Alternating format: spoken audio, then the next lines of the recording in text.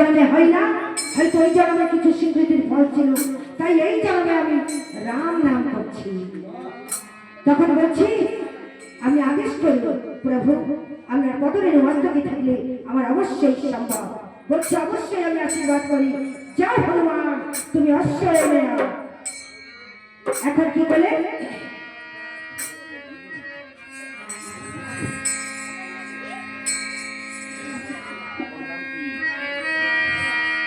এক লক্ষ দিয়া হনুমান,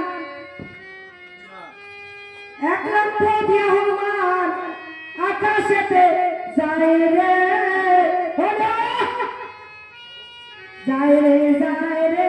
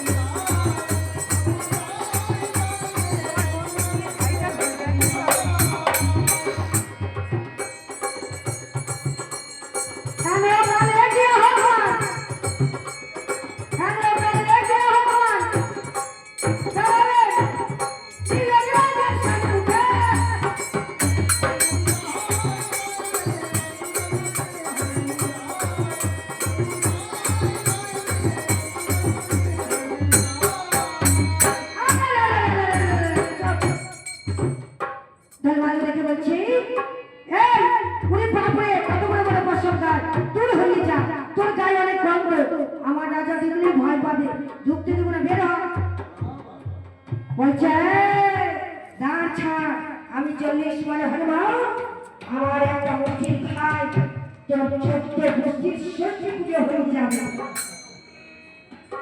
হ্যালো গাড়ি হত্যা শুনছি মাগো, শিক্ষিত তুই সেটাই বুঝিস, কিন্তু মূর্খ যদি মুগুর গিয়ে মারো তার চোখের ফিরে না। তখন বলছি আরে এই হনুমান তুই খাবার এনে দেখে নেবে, কে বলছে কথা কার দিচ্ছি, বলছে তুমি নিবেদন করো গুরু গুসে থেকে সাগন্য হলে সাগন্যটা নিবেদন করলে তোমার অমৃত সেবায় লাগবে।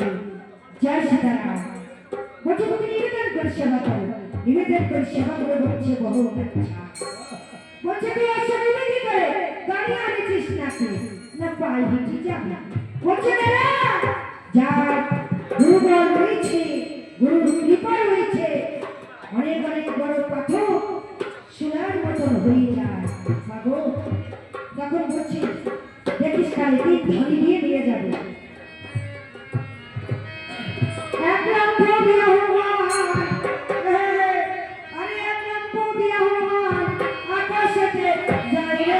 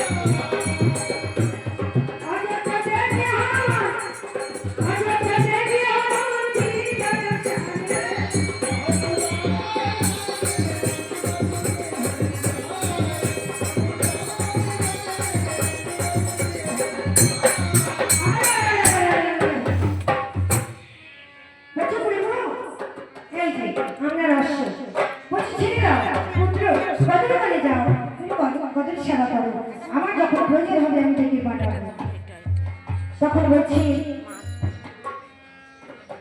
বৈশিষ্ট্য পরিবার বলছি, দেখো রামচন্দ্র এত গড়া করে গেল, একটু হালকা করে দিদি বাড়িতে মা বলে তো কথা বলছে না, মিথ্যা কথা বলা ভালো নয়, তবে ছলানো তো করাই যায়। জয় শ্রীরাম। এটা আবার একটা বস্তু, এটা এটা আস্তে আস্তে